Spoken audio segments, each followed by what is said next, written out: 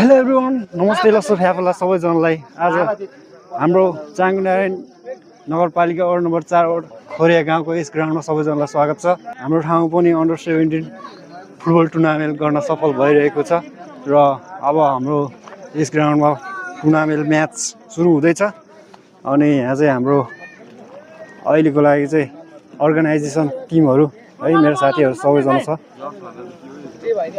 Under 17 football टुर्नामेन्टका खेलाडीहरू चाहिँ भर्खर आउँदैछ है। फर्स्ट गेम भएको कारणले उनीहरूले हामीले बोलाइरहेको अघिदेखि नै। र यता रहेको छ हाम्रो चन्द्रदेव तामाङ चाहिँ हाम्रो अब कार्यक्रमको उद्घोषक अनि त्यसपछि रेफ्री बन्नेवाला छ।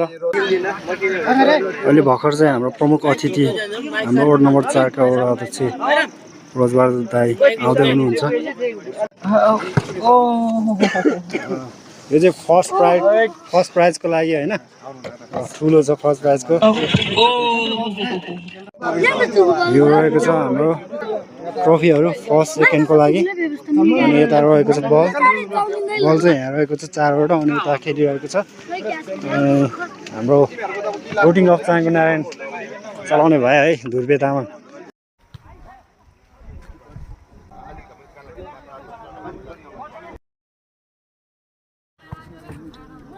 आज यस चाङनारायण नगरपालिका वार्ड नम्बर 4 को तामाङ गाउँमा यो अन्डर 17 फुटबल टुर्नामेन्ट भइरहेको छ। यस कार्यक्रमको आयोजक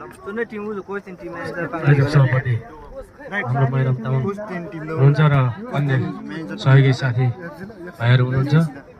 आज यस मने डाँडाको प्राङ्गणमा यो अन्डर 17 22 टिमले सहभागी हुँदै रहेछ। यसमा भाइहरूले धेरै मेहनत गर्नुभएको छ। यसको लागि धेरै धन्यवाद पनि भन्न चाहन्छु। किनभने आफ्नो टोलको मात्र नभई सिङ्गो 4 नम्बरलाई नै चिनाउने गरी यो कार्यक्रम आयोजना गरेको छ। यसमा धेरै खुसी भएको छु म। अब वडा कार्यालयबाट सकिने सहयोगहरू पनि गर्दै रहेको पनि छु र अझ गर्नेछु भन्ने पनि प्रतिबद्धता जनाउन चाहन्छु। अब हामीले यस्तै खेलहरूलाई पनि प्रोत्साहन गर्नुपर्छ भन्ने हिसाबले चाङनारायण नगरपालिका वार्ड 4बाट पनि बजेटै विनियोजन गरेको थियो। त्यसबाट चाहिँ हामीले सामग्री खरिद र अन्तर्राष्ट्रिय खेलकुदमा समेत सहभागी हुने गरी चाहिँ हामीले बजेट विनियोजन गरेको छ भने कतिपय साथीहरूलाई चाहिँ अन्तर्राष्ट्रिय स्तरमा जानुभएको साथीहरूलाई पनि सहयोग गरी आएकै छ।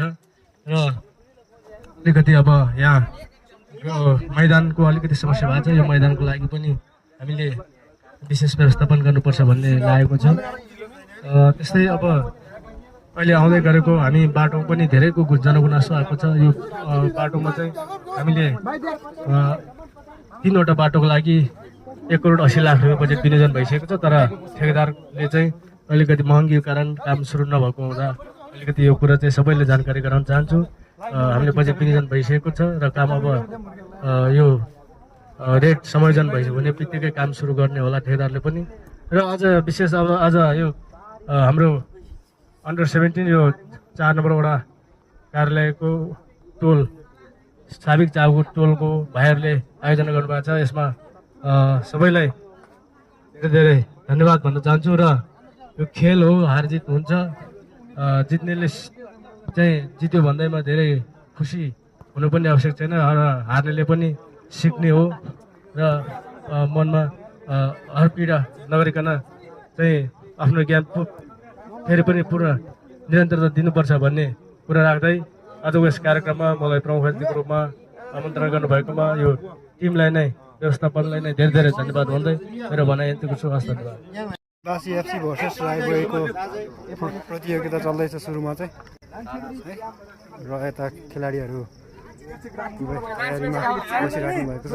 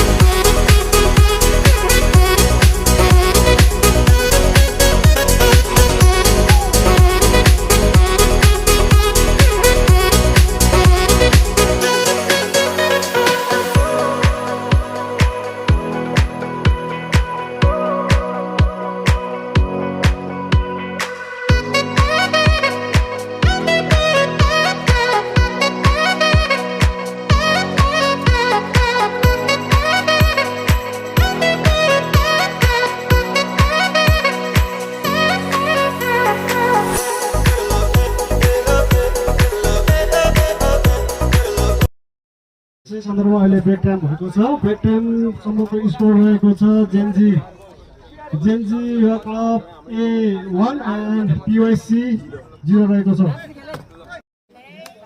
के गर्छ हो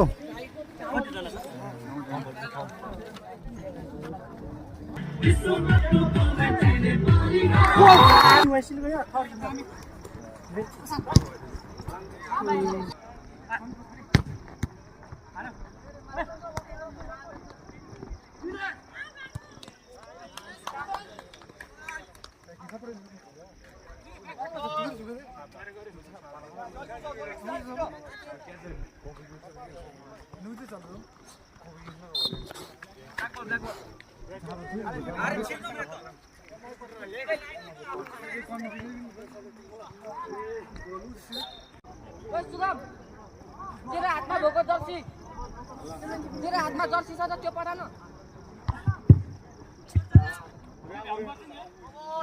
क्लबबाट चाहिँ इन भएको चाहिँ 11 नम्बर जर्सी एन्ड आउट 7